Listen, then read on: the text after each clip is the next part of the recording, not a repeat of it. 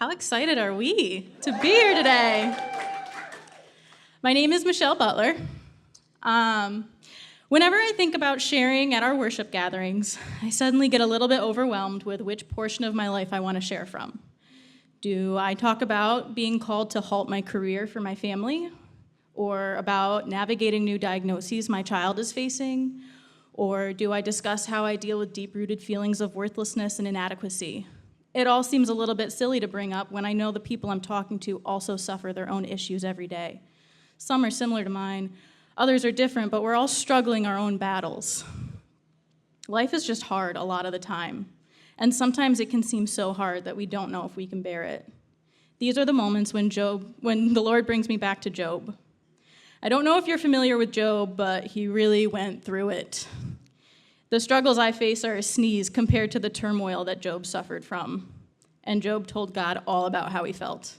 He whined and complained and questioned God, but he kept talking to God. He communicated with God. And in the end, and this is a big spoiler if you've never read it, Job ends up okay.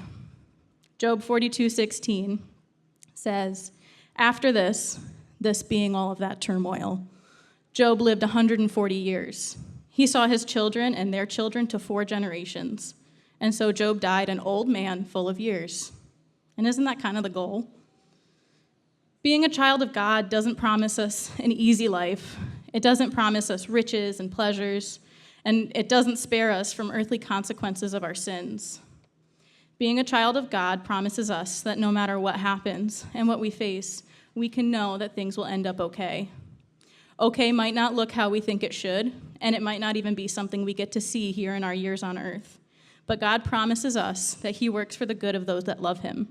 And how relieving is it to know that beyond a shadow of a doubt, the King of the universe, the God of all creation, is actively making sure that the struggles and pains in our lives are being worked out for our good. That list of struggles I had mentioned earlier on, well, my job, it turns out I didn't really need to be there all the time. And God provided us ways to manage our finances in a very functional way that we did not see coming. The troubles that my sweet boy is working with, we're learning and growing as a family in big ways. And God is surely using this to reach my kids' hearts.